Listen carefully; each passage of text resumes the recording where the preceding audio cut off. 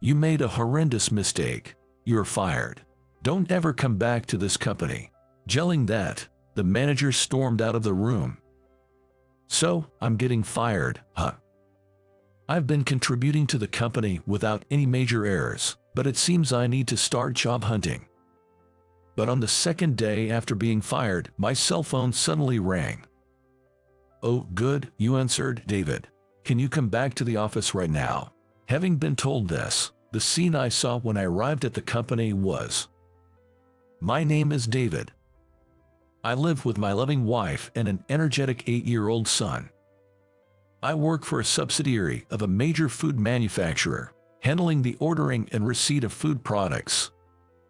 I deal with products both for restaurants and retail consumers, so managing the inventory is quite challenging. It's a job where attention to detail is crucial, but I've always managed to do it smoothly without any major mistakes. However, there was one troublemaker at the office. "Hey David, this document was supposed to be finished by today, right?" The one shouting at me was Paul, the manager. Paul is younger than me, in his 40s, but he's my boss. That's because he is the son of the director of the main food manufacturing company, and he always gives orders with a pompous attitude. Furthermore, he always believes he's right, and for that, he is surprisingly bad at his job. He became a director just 2 weeks ago, and for some reason, he seems to have taken a disliking to me. He checks on me daily, pushing more and more work onto my plate. "After you finish that, get this document done as well. Hurry it up."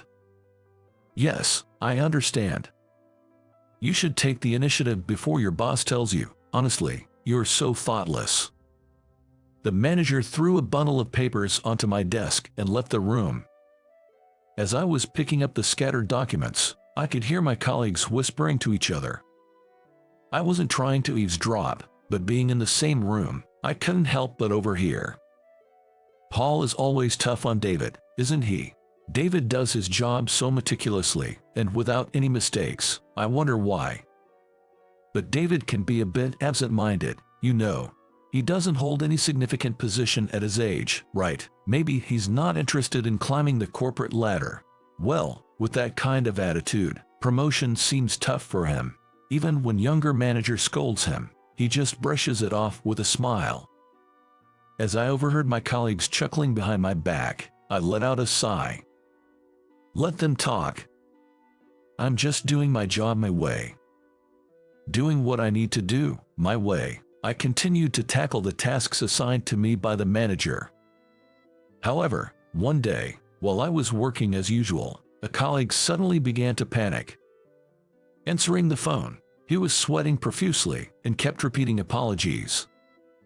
Wondering what had happened, the colleague hung up the phone and approached me. "David, what's the meaning of this?" Me. The colleague handed me a note.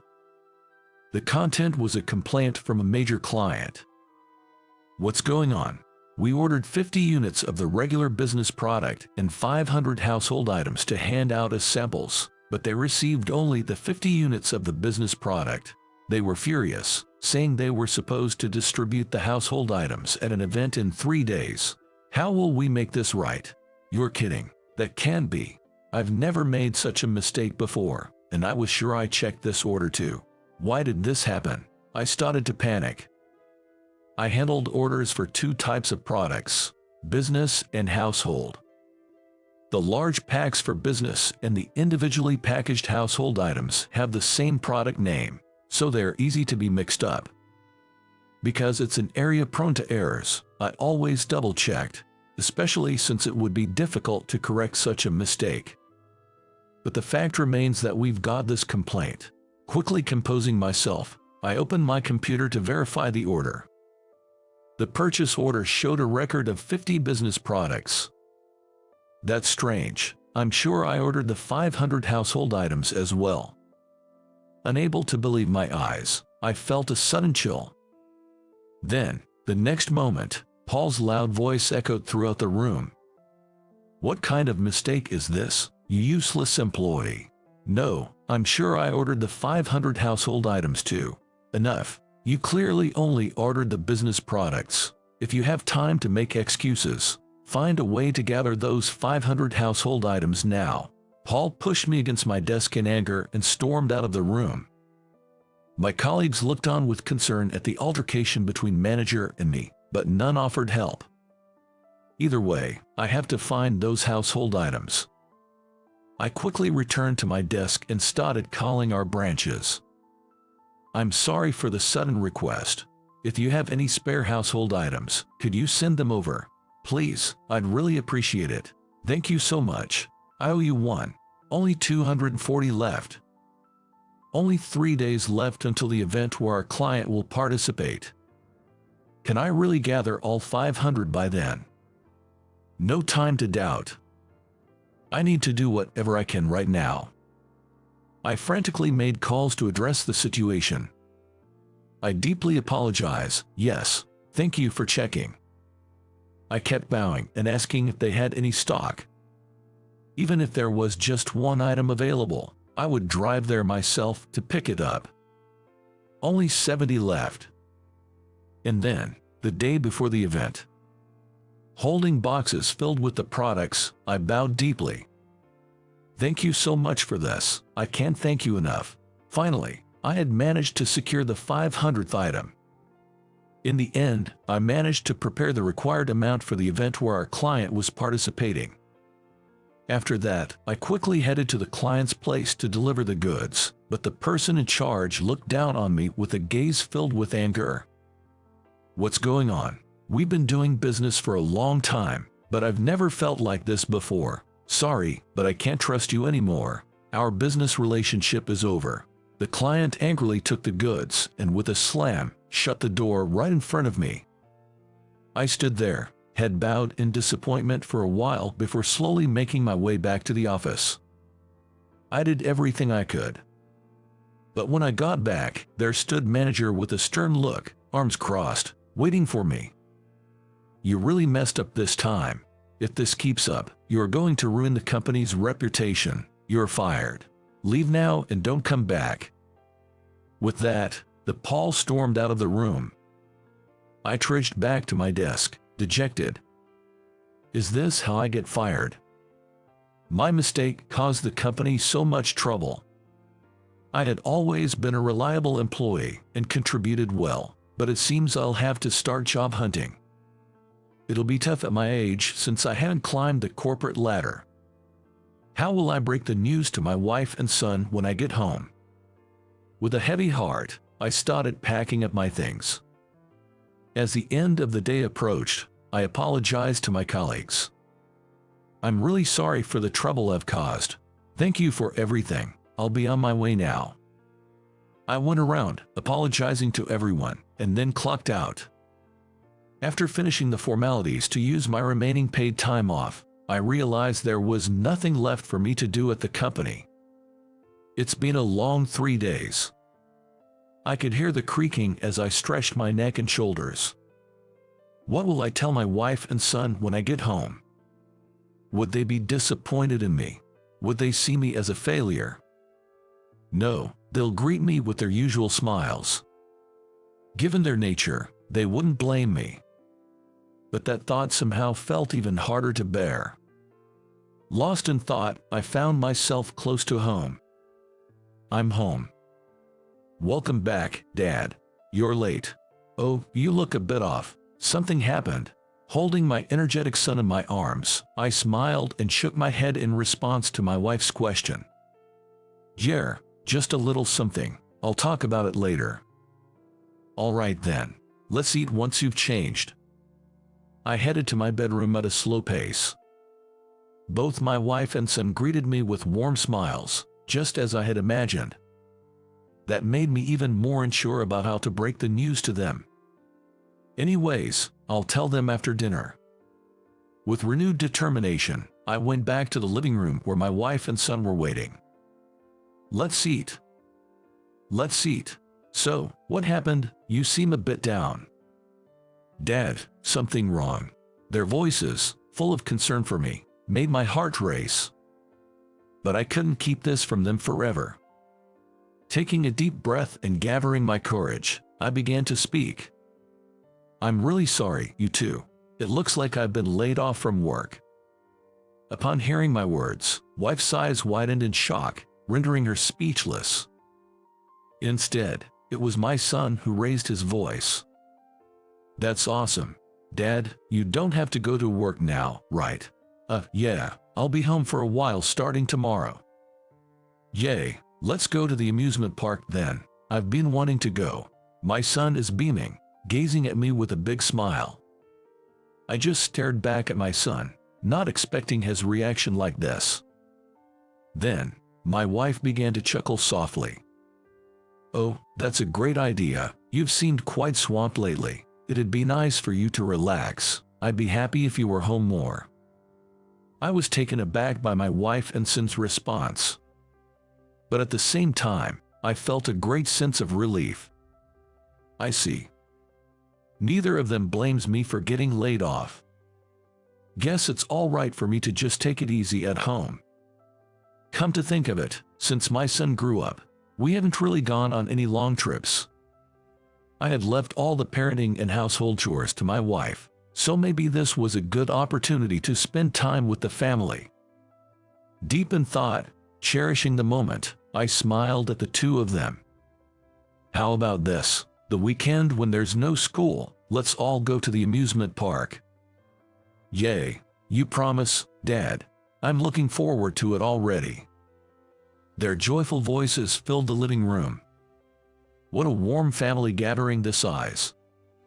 I'm truly blessed to have these happy moments. Feeling a bit relieved, I continued with my meal. However, the very next morning after I took my paid leave, my cell phone suddenly rang. The caller was a colleague from work. I wonder what's up. Did I make another mistake? With a hint of anxiety, I answered the call. Hello, this is David. Oh, David, glad you picked up. I'm sorry to bother you during your vacation, but can you come to the office right away? Did something happen? I'm sorry. Please come back as soon as possible. I can't explain in detail over the phone, but it's urgent. Understood. I'll be right there. Hearing the urgency in my colleague's voice, I quickly got dressed. My wife looked at me with a puzzled expression. Is everything okay? Was that the office? Yeah, they need me. I'm heading out. I arrived at the office about 40 minutes after the call. As I approached my department, the same colleague hurriedly came over. David, thank goodness you are here. Please, come with me, quickly. Following my hurried colleague, I couldn't help but tilt my head in confusion. Why the rush? What could have possibly happened? As we ran, he started explaining the situation to me. According to him, the morning after I was fired, an infuriated CEO stormed into our department. Why isn't he here? Explain this. Are you talking about David? We're okay without that guy. Paul, who was there, tried to calm the CEO, but that seemed to make him even angrier. What are you talking about? Just bring David back now. That's when they decided to contact me. Hearing my colleague's story, I was still puzzled. But I was fired, right? My colleague looked just as baffled. Leading me further, we soon came upon the CEO and a visibly upset manager. Hey, David, good to have you back. I was under the impression I was fired.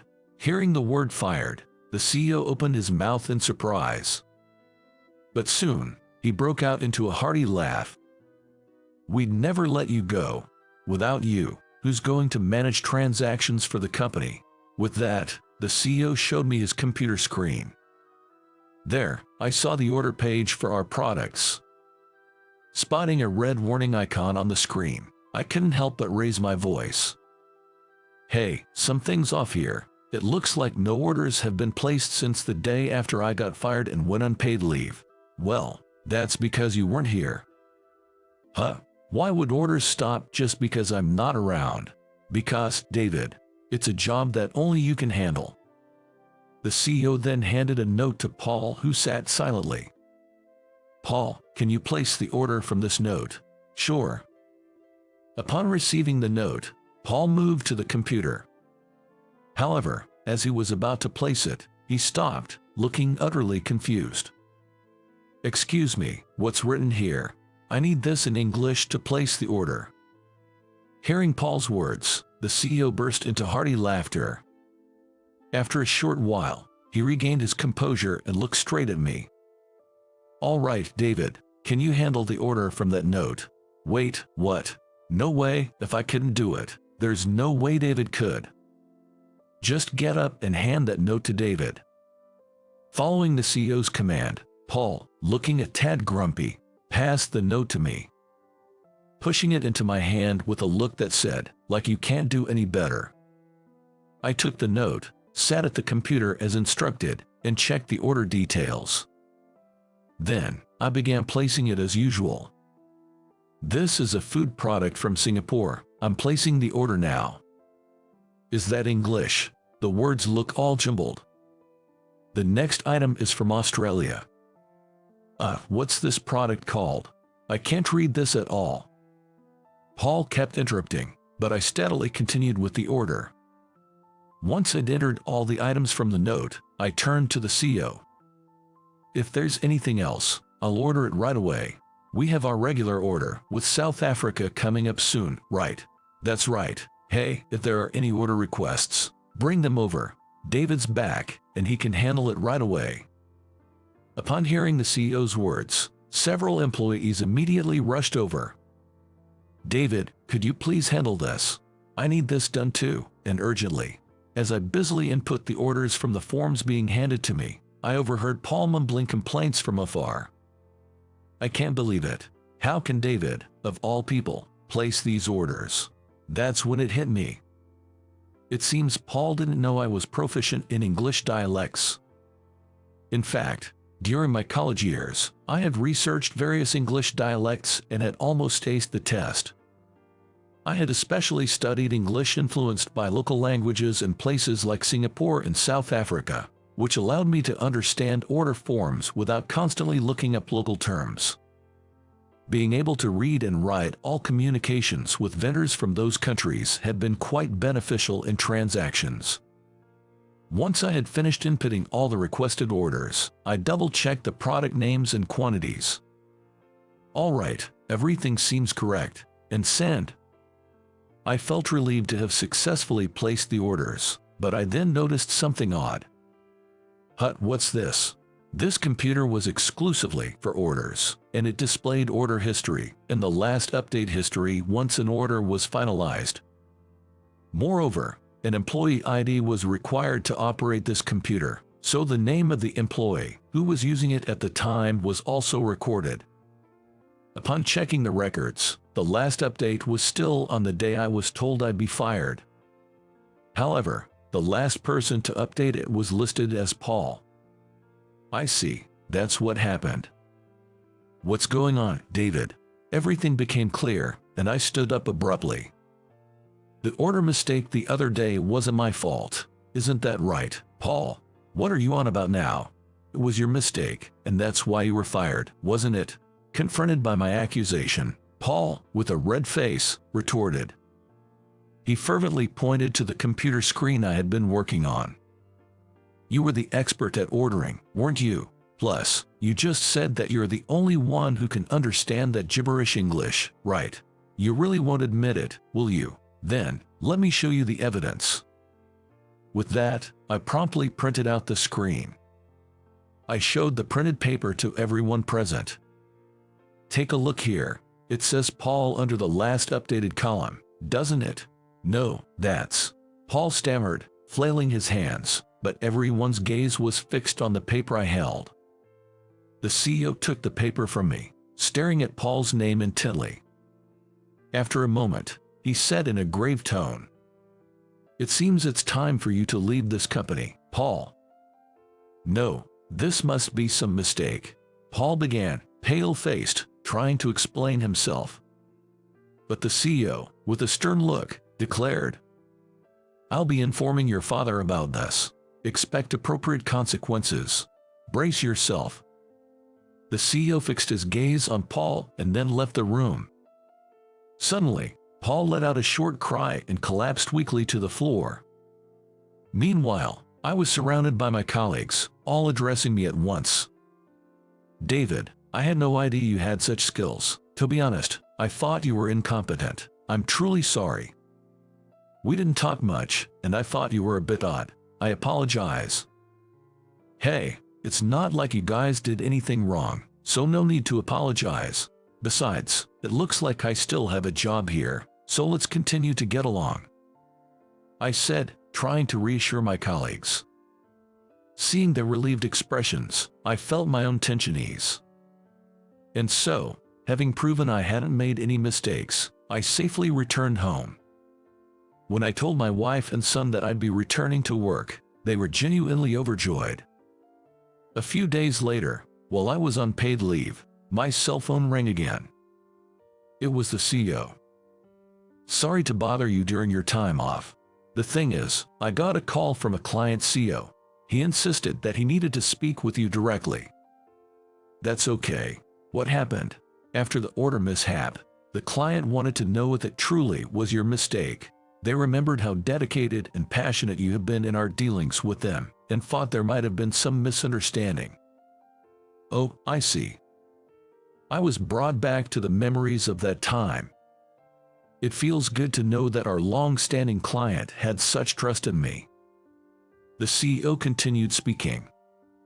I always believed you couldn't have made that mistake, but to think that Paul tampered with it, I'm truly sorry for this. After that incident, we had a meeting with the higher-ups, and as a result, he was let go. He deserved it after what he did. Paul's father is a top executive at our parent company, but it seems his actions were still inexcusable. From what the CEO said, Paul is currently looking for jobs at other companies, but rumors of his tampering are making it tough for him. After hanging up, I took a deep breath. Now, I can get back to work as usual. With Paul gone, I'm even more motivated. Seeing my renewed energy, my wife said, "Seems like some good news," and chuckled. The next day, as we had promised, we took a family trip to the amusement park. My wife and I enjoyed the park, watching our son looking happy. "Dad, Mom, we can get a fast pass here." "Oh, they have that handy option." Our son explained that it was a system where we could use the attractions on a priority basis within a designated time. Seeing how much our son has grown without us realizing makes me feel warm inside. And so, we enjoyed the amusement park the entire day. Soon, the day to return to work arrived. I'm off.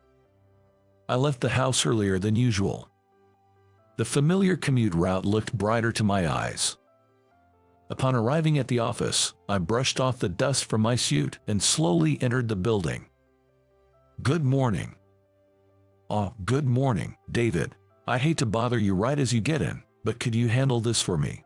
In his colleague's hand was an order form for Singapore. "Yes, leave it to me."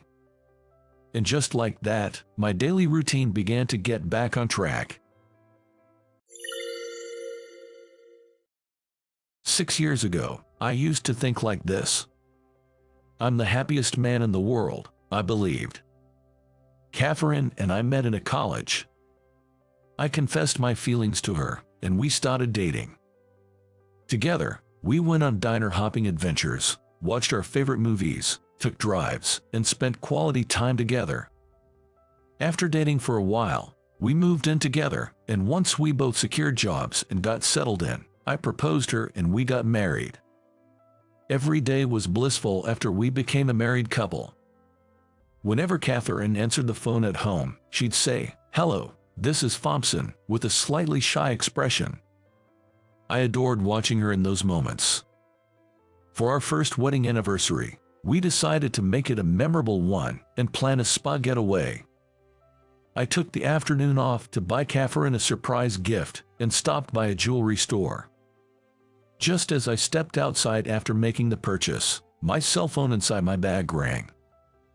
"Is this Mr. Robert Thompson's?" It was the police on the other end. At that moment, I felt my blood drain from my face. Could Catherine have gotten involved in some kind of incident? That crossed my mind. The officer on the other end calmly began to explain. There was a fire in a building full of restaurants downtown, and your wife was in a meeting in the shop next to where the fire started. Cardboard boxes in the hallway caught fire quickly. The flames didn't reach the store Catherine was in, but it quickly filled with thick smoke. She lost consciousness and was rushed to the ER, the officer explained. I understand. I'll be there right away. I felt disoriented and panicked, but I managed to hail a cab and rush to the hospital where Catherine was taken. The 30-minute ride to the hospital felt like hours. My heart raced. Please let her be okay. But my prayers went unanswered. When I arrived at the hospital, Catherine was already covered with a white sheet. The doctor tried to explain, but I couldn't absorb any of it. I sank to the ground, my mind a blank. After 1 week after funeral, I returned to work, just getting through each day. That was all I could manage. Colleagues tried to cheer me up by inviting me out, but I had no interest. I couldn't accept the reality. Then, after marking the 5th anniversary of her passing, something unexpected happened one day. The administrative assistant in my department, named Amy, went on maternity and parental leave. For the 6 months that Amy was away, we contracted with an agency to bring in a temporary assistant. On the following Monday, during the morning briefing, the temp, named Jessica, was introduced. "I'll be here for the next 6 months. Looking forward to working with you," she said, bowing slightly. My boss gestured towards me and said, "Robert, could you?" He then explained to Jessica, "Follow Robert for a while to learn the ropes." I couldn't help but stare at Jessica. I felt my heart pounding. I managed to maintain my composure and said, "I'm Robert. Nice to meet you," but I probably stared at her too intensely. She looked so much like Catherine.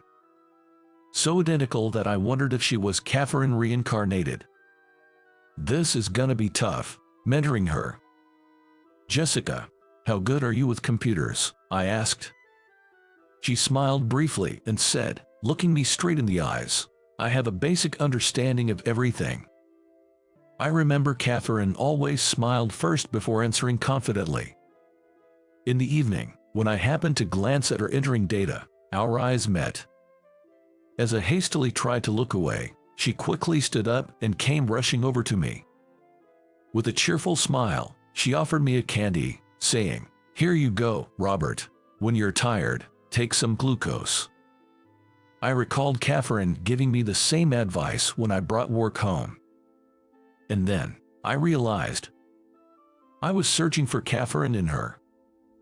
I always thought Robert was approachable, but sometimes he looks so sad. Is it just my imagination? When I ask about work, he explains everything thoroughly, but he rarely talks about his family. What concerns me most is that I've never seen Robert laugh. He must have gone through something tough. But I shouldn't pry into someone's private life. Still, I couldn't help but wonder how hard it must be to live without a smile.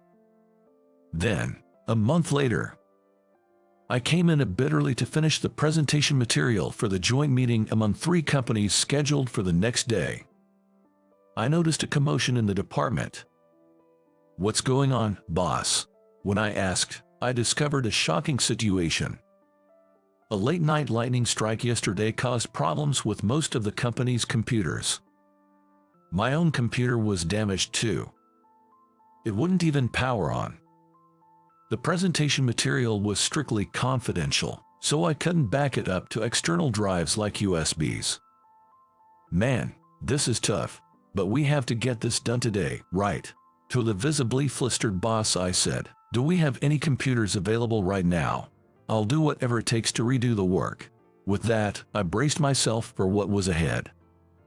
A bit before starting time, Jessica came in, so I decided to get her help with data collection. Before we knew it, it was already 6 p.m., the end of the workday. "I'll take care of the rest," I told Jessica. but she smiled and replied, "No, I'll stay too. There's still work I can do, right?" "No, Jessica. I don't think we'll finish until after midnight. If you stay any longer, it would be a breach of your contract with your staffing agency." Upon hearing this, she murmured, "Oh, right," and after saying, "All right then, I'll be going," she clocked out and left. However, to my surprise, she returned an hour later. "Why are you? Didn't you go home?" Stunned me was met with a smile from Jessica, who said, "It'll be faster if we both do it." "Oh, consider this as volunteering, so it's outside of the contract," and she cheekily stuck her tongue out. "But first, let's eat. You know what they say, an army marches on its stomach," she said, laying out sandwiches, salad, and soup on the desk. "Thank you, but after eating, you should really go. I don't want you to miss the last train." I tried to persuade her, but she was quite stubborn. Once she made up her mind, there was no changing it. Even in that, she was so much like her. Even then, I couldn't help but see my wife in her. "Robert, do we need a graph for this strength explanation?" "Well, we need a graph from an experiment conducted in Japan about metal strength. I'll look it up later," I said, thinking she could first extract the local data. Jessica then smiled and said, "No worries, I can do it. I understand Japanese." Her Japanese skills were impressive. She found international sites on metal experiments that I wasn't aware of and translated them swiftly. And by 4 a.m., we finally completed the material. Thanks to Jessica, I finished 3 hours earlier than I expected.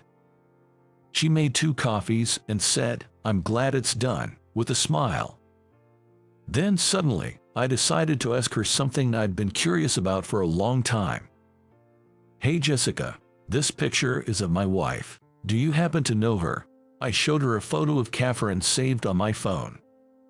For a moment, she looked shocked, but then her expression turned sad and teary-eyed as she said, "I know her very well." "So, you're Catherine's husband. Were you close friends with Catherine?" "It's our first time meeting, right?"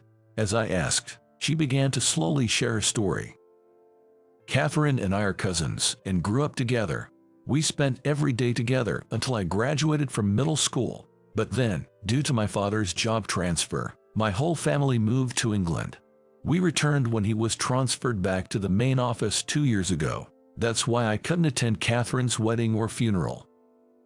Tears streamed down her face as she continued. "After returning to the US, I tried to visit the address from the wedding invitation, but they had already moved. I quickly apologized to her, feeling guilty. "I'm so sorry, Jessica. I didn't realize you tried to visit. Thank you so much." As I bowed my head, Jessica, who had been teary-eyed, suddenly chuckled. "Robert, you're exactly as Catherine described you." I became curious about how Catherine used to talk about me. According to her, whenever she talked with Catherine on the phone, I would always come up in their conversation. She always gushed about how I was the most sincere and kindest person in the world. She told me this with a nostalgic smile. Hearing this, I found myself smiling. "Ah, I've finally seen you smile. I was starting to think you never did. It's reassuring." Her words caught me off guard. I realized that in the 5 years since Catherine passed, I hadn't smiled at all. I probably made others around me uneasy. I hadn't smiled at all since. I felt sorry to Jessica as well. "Jessica, if you're free next Sunday, would you like to come over in memory of Catherine?" Upon hearing this, she excitedly replied, "I'll come. I'll definitely come." Maybe it was the excitement of staying up all night, but we ended up chatting for a while. Concerned about our presentation later that day, we soon left for the office. The joint presentation with the other 2 companies turned out to be a huge success. Jessica, having lived abroad, showcased her Japanese skills, collecting numerous data from Japan. Her translations were highly praised. Our manager was smiling throughout. Several days passed, and then came Sunday. As promised, she visited me in memorial for Catherine. She prayed for more than 20 minutes. I made some orange picote, which was Catherine's favorite. Upon tasting it, Jessica instantly recognized it and said, "This is the orange pico Catherine and I loved," and smiled nostalgically before taking a sip. Then, with a serious look, she started talking while looking straight at me. "Robert, in the month that I've worked with you, and until the night we prepared for the presentation, I haven't seen you smile. I understand that these past 5 years have been tough and heartbreaking, but maybe it's time to let go. Catherine would be the most worried seeing you without a smile." Her words hit me like a ton of bricks. I felt as though I had just woken up from a long slumber. I've lost my emotions, and I wonder what Catherine would think if she saw me like this. Being the warrior that Catherine was, she might still be concerned about me. Maybe she hasn't found peace in heaven yet. Seeing me deep in thought, she said, "I'm sorry, I shouldn't have spoken out of turn," and lowered her head. "No, you're right. I shouldn't keep Catherine worried forever. I probably worried you too this past month. I'm truly sorry." I apologized to her. She smiled and said, "No, thank you for realizing, and thank you for letting me meet Catherine today. She has the same laugh, same way of talking, and even the same genuine kindness." I thought that perhaps it was Catherine who brought her to our company. After that, she often visited our home and brought beautiful flowers and delicious treats to place before Catherine's memorial. And I started going out with her for movies and meals. Lately, I've come to cherish her slightly dominant side and the way she accidentally speaks in Japanese when she gets mad. Today marks the anniversary of Catherine's passing. For 5 years, I visited Catherine's grave alone, but today, we both visited together. She meticulously and gently cleaned Catherine's gravestone. We placed flowers, a candle, incense, and Catherine's favorite, cheesecake, and paid our respects. "Catherine, I think I've been a cause for concern since you passed. I'm sorry, but I have something to tell you today. I'm going to be happy with Jessica, and every year on this day, I'll come and tell you how we're doing, so you don't have to worry anymore." As I spoke in front of the grave, Jessica, teary-eyed yet smiling, spoke to the gravestone. "Catherine, you know Robert's a bit unique, right?" Wondering if I'd said something funny, Jessica said, "Proposing in front of a grave, well, it's fine. Catherine's our witness, after all." We looked at each other and laughed. Then we both lined up, put our hands together, and said, "We won't let you worry anymore, Catherine. I'll make sure we're happy." And I felt as though Catherine was smiling at the two of us.